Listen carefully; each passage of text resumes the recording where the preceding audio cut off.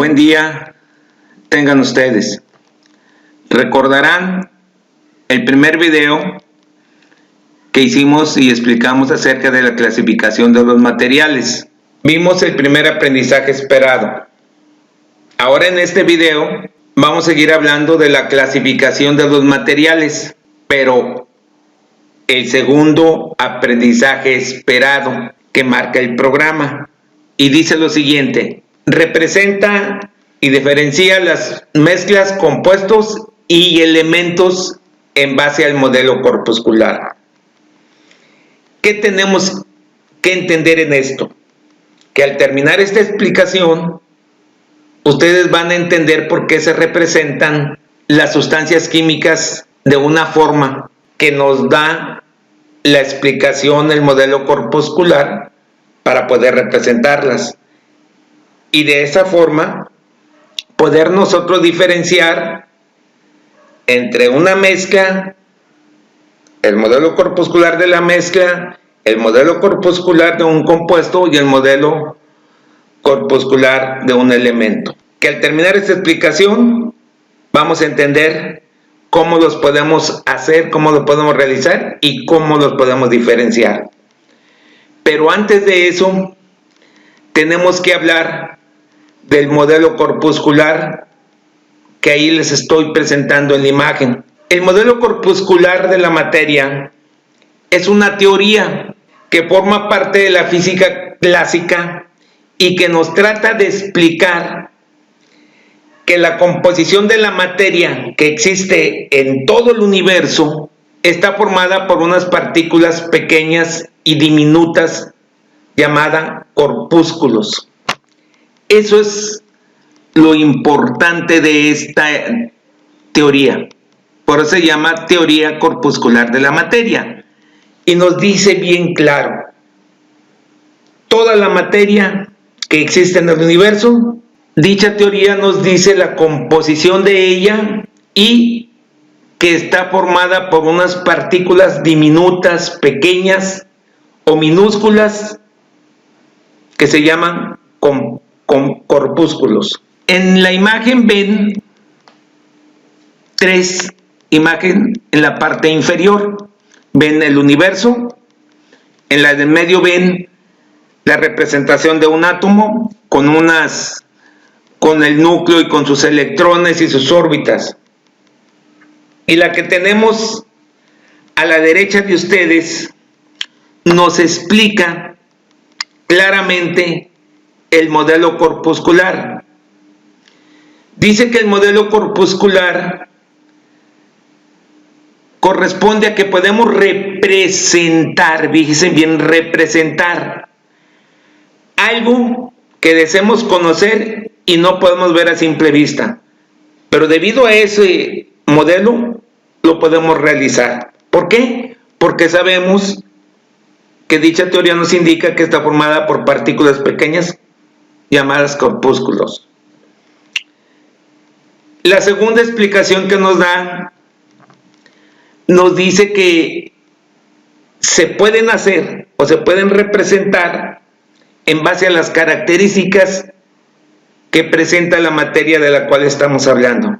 Y la tercera explicación que nos da dicha teoría nos dice que el concepto de corpuscular se debe a un nombre genérico que se puede representar con pequeñas estructuras en forma esferoidal. Por eso vemos que, por ejemplo, en videos anteriores vimos que podemos representar el estado sólido. Aquí está una representación del estado sólido de acuerdo al modelo corpuscular de la materia. Aquí cada esfera representa a un átomo del estado sólido del elemento que estemos representando. También ya lo conocen porque ya lo vimos anteriormente en los estados de la materia. Estas mismas estructuras yo las presenté, pero ahora todo eso que ustedes saben, que el estado líquido y estado sólido y estado gaseoso sus características y cómo se pueden representar, es en base a esta teoría corpuscular de la materia. Y cualquier proceso o sustancia química que se quiera representar, se puede realizar. Ahora sí ya entendimos que gracias a ese modelo y que nos explica que tenemos la capacidad de representar y que esas pequeñas estructuras que forman determinada sustancia o materia, las podemos realizar de acuerdo a sus características. Por eso se representa así los estados de la materia, el sólido, el líquido y el gaseoso. Vamos a ver ahora lo que nos dice el aprendizaje esperado. ¿Cómo podemos representar y diferenciar un elemento, un compuesto y una mezcla? Recordar en el video anterior, cuando hicimos la clasificación de sustancias puras, recordar que las sustancias puras es el elemento y es el compuesto. En la siguiente imagen vamos a ver, o vamos a tratar de explicar con esta imagen, para que vean ustedes cómo hay puras esferas de color amarillo. ¿Qué nos quiere dar a entender?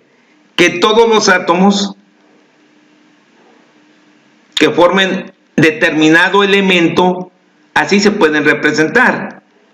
Aquí yo no estoy diciendo qué elemento, yo nomás estoy tratando de darles una orientación, una explicación, que así se puede representar un elemento, cualquier elemento. Y como ustedes lo pueden observar, aquí vamos a entender más fácilmente la definición de elemento y la de sustancia pura. A la vez, esto nos va a servir para recordar lo anterior. Podemos ver que todos los átomos son del mismo color, del mismo tamaño. Por eso es una sustancia pura. Y los podemos representar así a cualquier elemento: el calcio, el litio, el potasio, el oxígeno, el hidrógeno, cualquiera de ellos. Pero que sean todas las estructuras del mismo color, del mismo tamaño. Eso nos indica que es un elemento importante, o cualquier elemento, cómo se puede representar. Para que vean la importancia de la teoría corpuscular. Ahora sí ya no van a tener dudas de la definición de elemento. Ya no van a tener dudas de la definición de lo que es una sustancia pura. Y lo más importante, cómo pueden representar. Puede ser por medio de esferas de unicel, puede ser por medio de plastilina, de cartón, de material reciclado, del material que sus maestros les pida y que puedan hacer la representación, en este caso de un elemento. En la siguiente estamos observando lo que es un compuesto. ¿Cómo podemos diferenciar un compuesto? ¿Cómo podemos hacerlo primeramente? ¿Cómo lo podemos representar?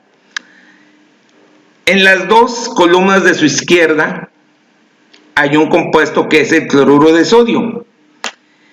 Y en las dos columnas de su derecha es otro compuesto que es el agua. Arriba se escribieron sus fórmulas para que puedan ver que el Na es el sodio y el Cl es el cloro. Y por eso, como son dos elementos, todos los compuestos que también son sustancias puras, y que aquí se va a entender la definición y la explicación de cada uno de ellos más fácilmente. Un compuesto es la unión, recuerden ustedes, de dos o más elementos que van a reaccionar entre sí y van a formar otra sustancia química. En este caso el sodio reaccionó con el cloro y nos dio cloruro de sodio, que es la sal de cocina, la que utilizamos para el sazón de nuestros alimentos. Vemos que está unido un átomo de sodio con uno de cloro. Ahí lo estamos viendo claramente. Son sustancias puras porque no hay ningún otro elemento extraño a el sodio y el cloro. ¿Cómo estamos representando al sodio y al cloro? Muy sencillo, con una esferita que nos diga que es el átomo de cloro y una esferita que nos diga que es el átomo de sodio. Y de esa forma la podamos representar y enseñársela al maestro o darle explicación acerca de la representación de un compuesto en el modelo corpuscular. Ahora, ¿cuál es la diferencia entre la representación del modelo corpuscular del elemento y del compuesto? El elemento nada más es un átomo y todos los átomos son iguales del elemento determinado y que ustedes quieran representar. Pero un compuesto ya es la unión de dos o más elementos, quiere decir que es la unión de dos o más átomos de elementos diferentes. Y eso hace que se pueda representar, pero no nada más una esfera o una bolita de plastilina, como en los elementos.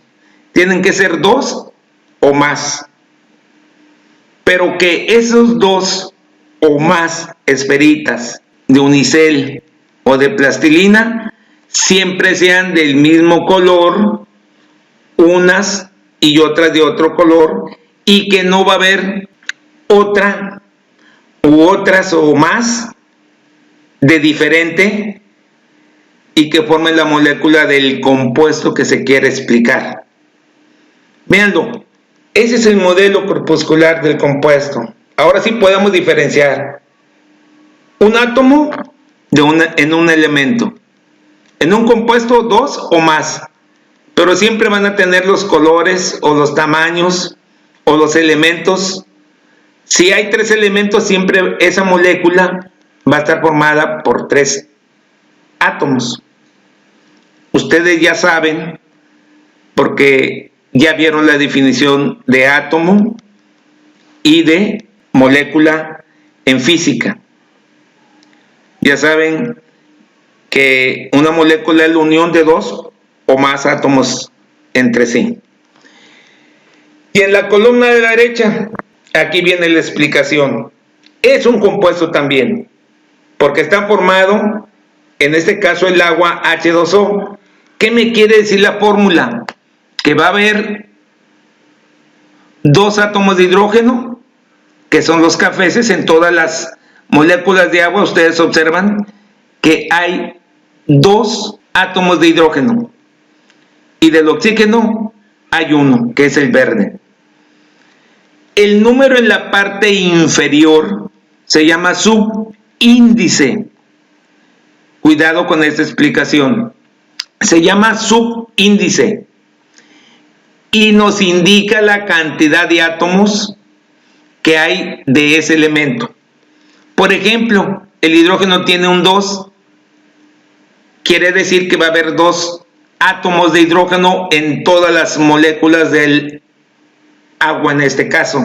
Por eso ustedes ven que en cada esfera más grande, que es una representación de una molécula, hay dos hidrógenos. ¿Sí? Dos hidrógenos y dos hidrógenos y un oxígeno. Si el símbolo del elemento no tiene ningún número en la parte inferior como subíndice, significa que su valor es 1. Por eso vieron acá aparte que el sodio y el cloro no tienen ningún número en la parte inferior, pero se sobreentiende que es uno de sodio y uno de cloro.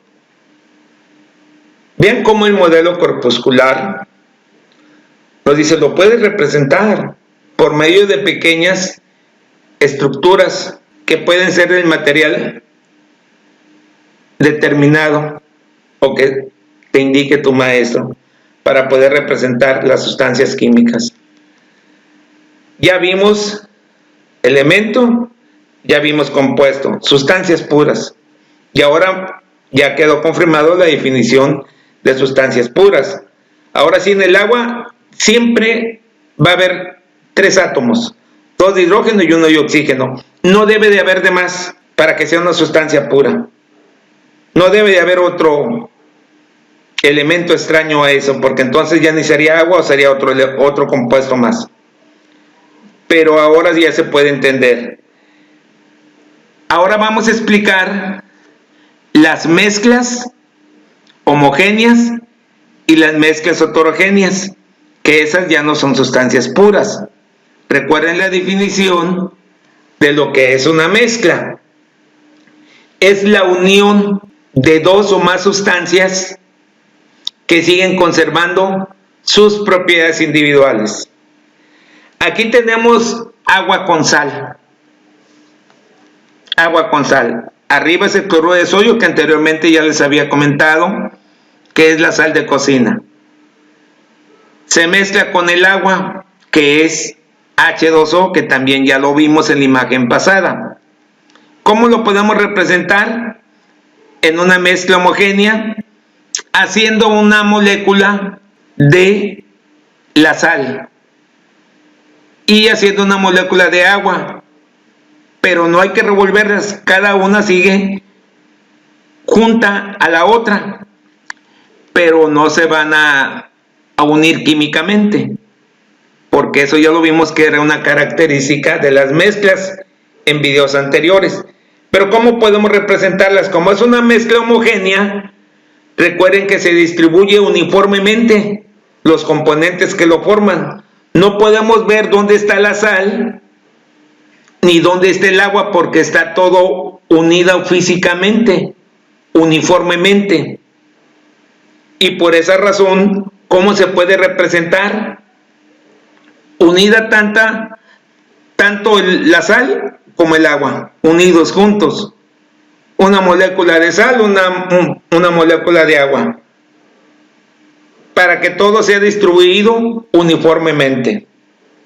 Pero ahora vamos a ver cómo se puede representar una mezcla heterogénea. Aquí sí podemos distinguir una línea de separación entre las sustancias o componentes que forman a las mezclas heterogéneas. Aquí hay que poner mucho cuidado, veanlo. Abajo puras moléculas de agua, como la imagen que tienen en la parte superior izquierda, una mezcla heterogénea. Podemos ver el agua y el aceite. En la parte de abajo representamos una molécula de agua, 2, 3, 4 y 4, 8 moléculas de agua. Y el aceite representamos 6 moléculas de aceite. Como ustedes pueden observar, cada una de ellas sí están separadas. Y hay una línea de separación, pero cuando queremos representar una mezcla heterogénea, podemos poner esferas de un solo color, o 2 esferas, o 3 o 4 o 5 esferas abajo, de un color representando X componente, y arriba esferas de otro color, para poder entender que hay una línea de separación entre una mezcla heterogénea. Observen muy bien, porque en la imagen anterior iban juntas, iba la sal con el agua. Aquí no, aquí va todo completamente abajo del agua, porque ustedes bien saben que el agua se va al fondo y el aceite se va en la parte de la superficie del agua, ¿sí? Y eso lo pueden observar. Todo esto que ven ustedes, toda esta modelo corpuscular o teoría del modelo corpuscular tuvo mucha importancia dentro de la física, porque gracias a las teorías de Newton nos da una explicación de cómo se puede representar la teoría de la luz, ¿sí? Por medio de corpúsculos. según Newton. Hay otros como Huygens, como Klaus Maxwell, como Louis de Broglie y Max Planck. Todos ustedes lo entendieron cuando se los explicaron en el curso de física.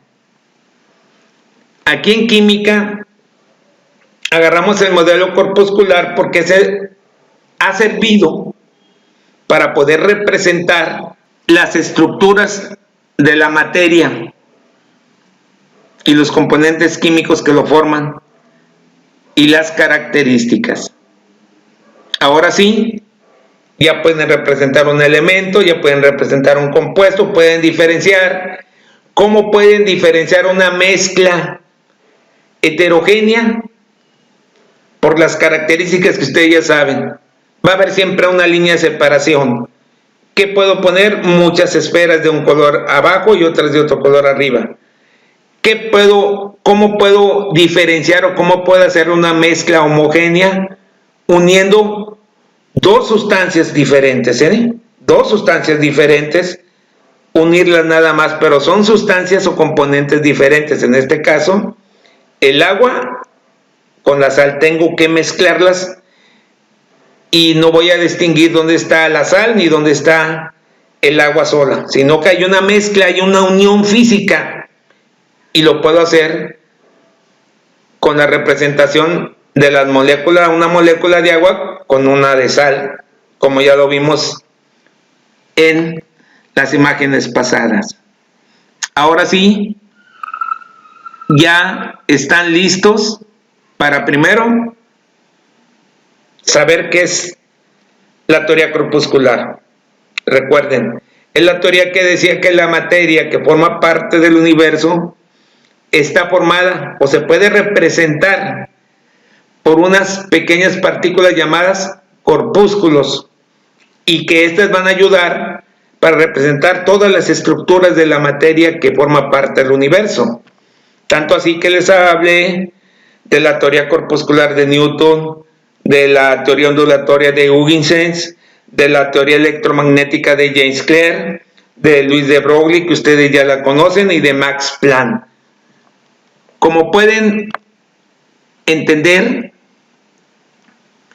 este aprendizaje esperado nada más nos indica, al terminar el aprendizaje esperado, ustedes pueden representar a un elemento, a un compuesto, a una mezcla homogénea y a una mezcla heterogénea y demás materiales o sustancias químicas que forman parte de la misma naturaleza.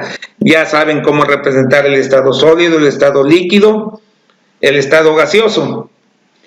En la próxima imagen les voy a poner ejemplos de algunas sustancias químicas que manejamos en nuestra vida diaria.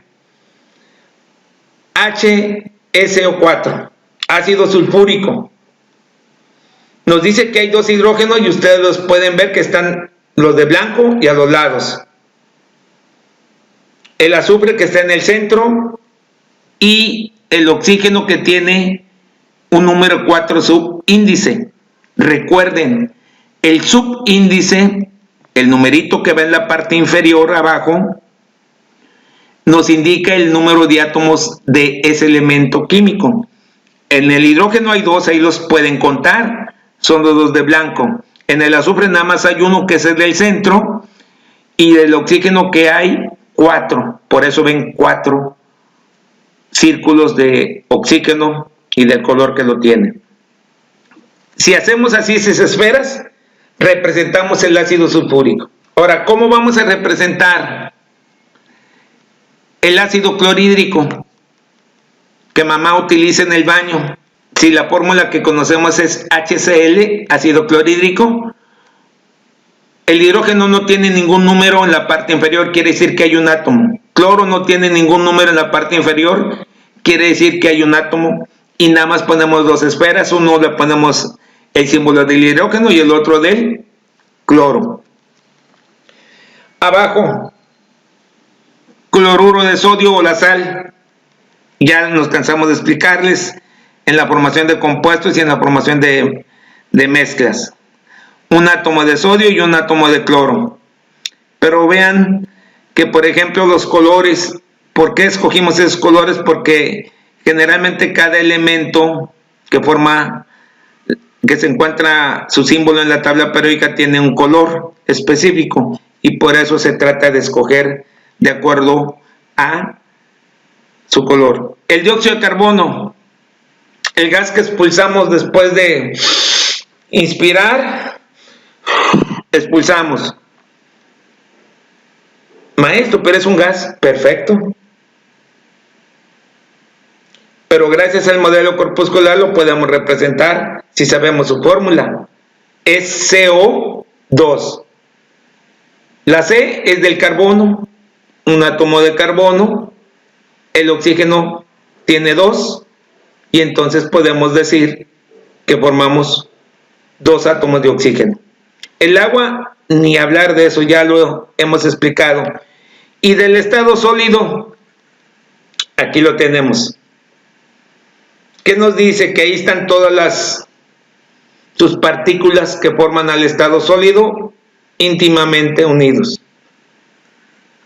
Ahora sí, el aprendizaje esperado lo pueden lograr. Primero sabiendo que la teoría del modelo corpuscular es la que nos ayuda a representar la estructura de los materiales, pero de acuerdo a sus características. Podemos diferenciar cuando puedan hacer una representación de un elemento, una representación de un compuesto, una representación de una mezcla homogénea y una representación de la mezcla heterogénea. Con esto terminamos el tema de la clasificación de los materiales y su segundo aprendizaje esperado, porque nada más trae 2 este tema. En el video anterior vimos el primer aprendizaje esperado de la clasificación de sustancias puras, etcétera, etcétera. Eso ya quedó. Y en este video, el segundo aprendizaje esperado, que era diferenciar entre elemento, mezcla y compuesto de acuerdo al modelo corpuscular de la materia. Esperando que estén bien y que les haya servido o que les sirva para sus trabajos. A continuación voy a explicar poco de un tema que me brinqué, que es la primera revolución de la química. La primera revolución de la química. La importancia o por qué se le da o se le dice la primera revolución de la química. Este tema me lo había brincado, pero como es muy breve, lo voy a tratar de explicar. La primera revolución de la química se basó en los trabajos de un gran científico, Francisco Antonio Lavoisier. Lavoisier lo van a ver que en la química aparece en todo, casi en todo. Él es considerado el padre de la química moderna. ¿Por qué? Porque él utiliza ya el método científico para poder confirmar algunas de sus teorías, porque utiliza las matemáticas dentro de la química moderna. Pero en sí, ¿en qué se basó o por qué se le llamó la primera revolución de la química? Pues sí tuvo mucho que ver Lavoisier, pero básicamente se basó en 2 trabajos bien importantes que se dieron a conocer y que revolucionaron la química moderna. Primero se basó en la teoría de la combustión del oxígeno. Y segundo, en la ley de la conservación de la materia.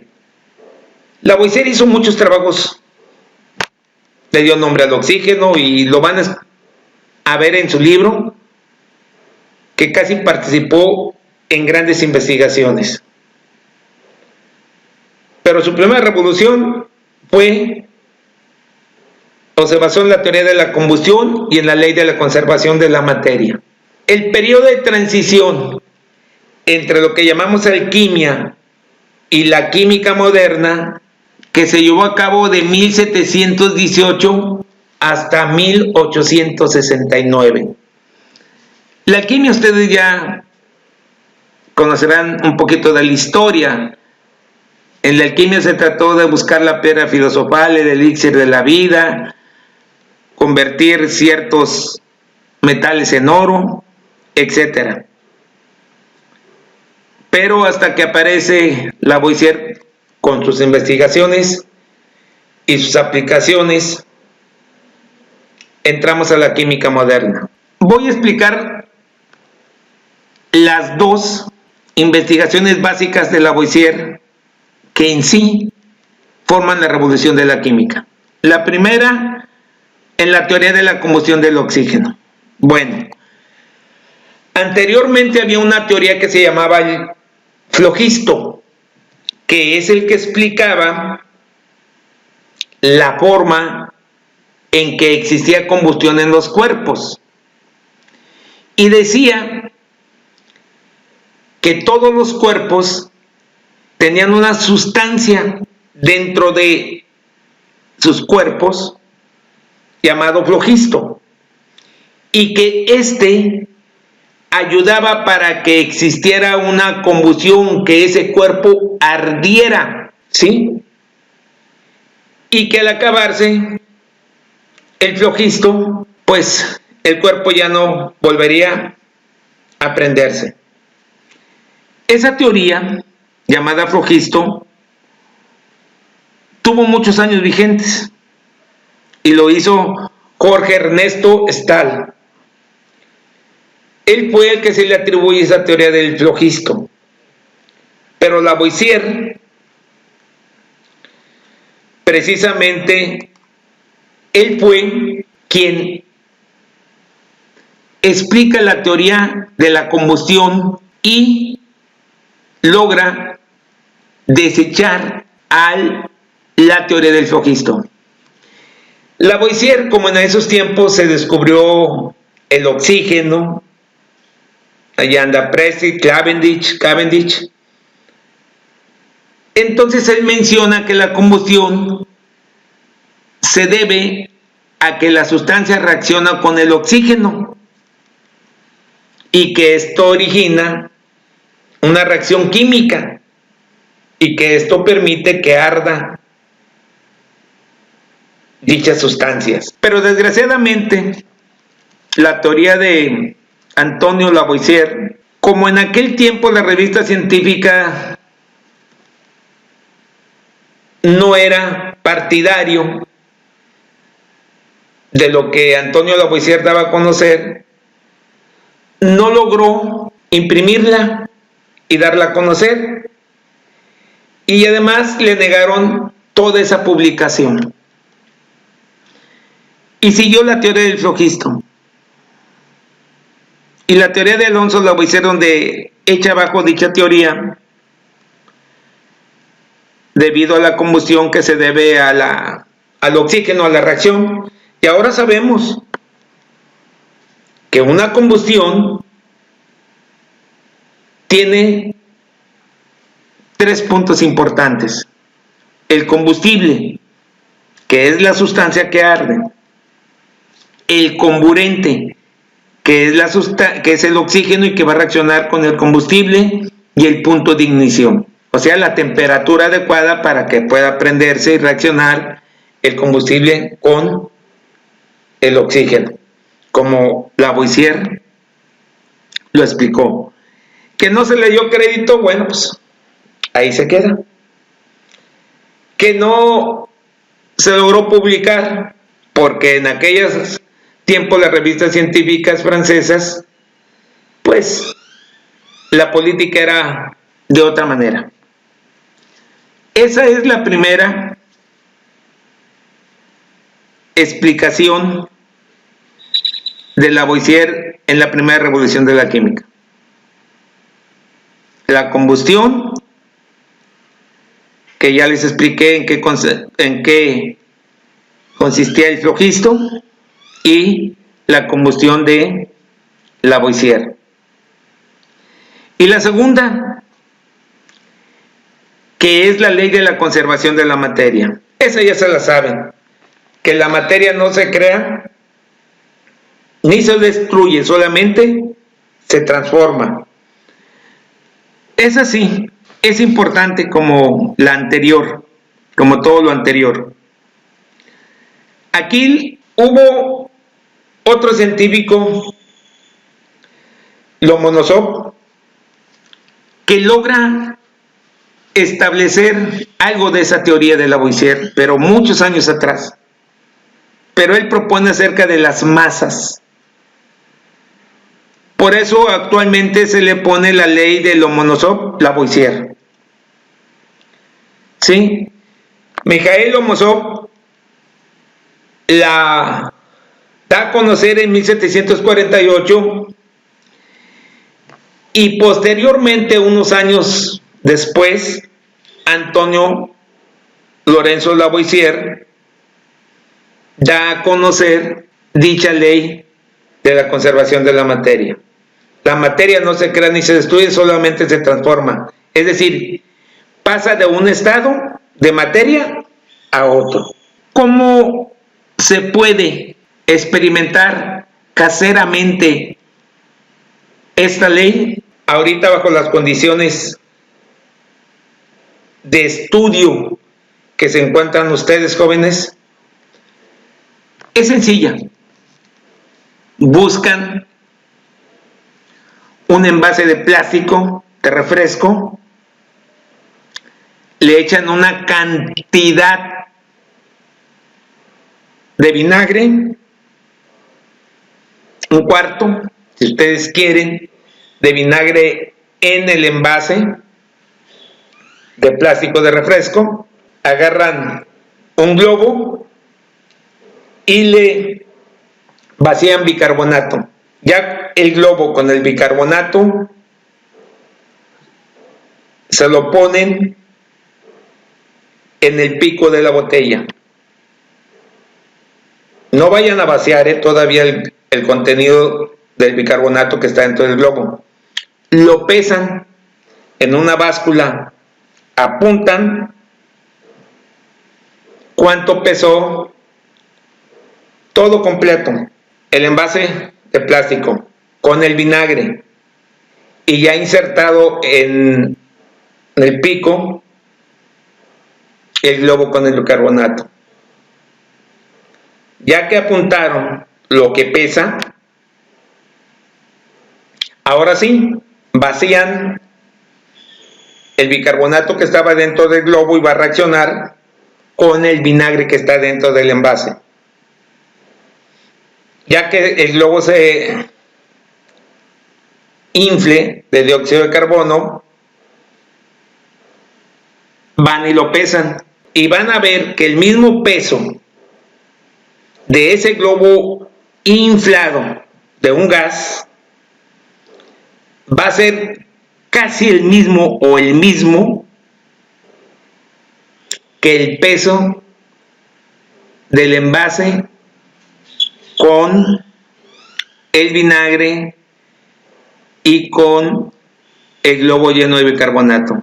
Y con eso se comprueba la ley de la conservación de la materia.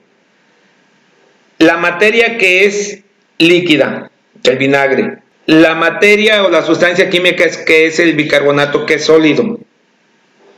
Al vaciarlo sobre el vinagre va a reaccionar y entonces en el globo ya no va a haber el bicarbonato,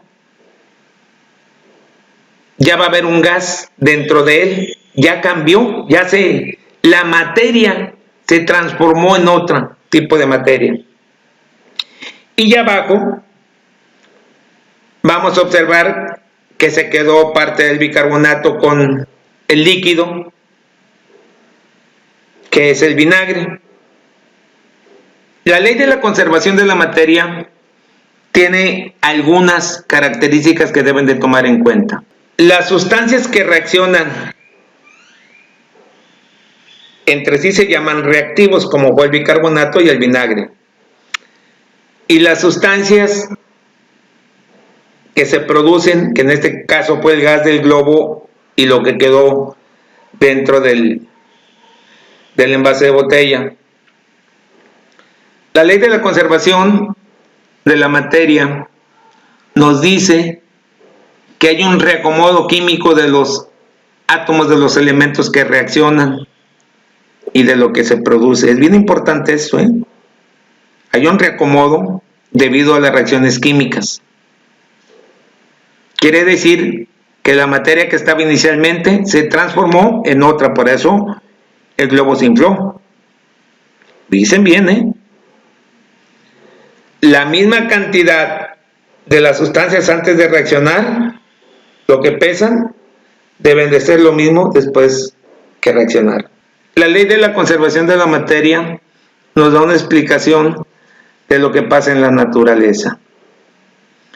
Ahora sí, con esto terminamos el tema de la primera revolución de la química y también recuerden que terminamos el tema de la clasificación de los materiales.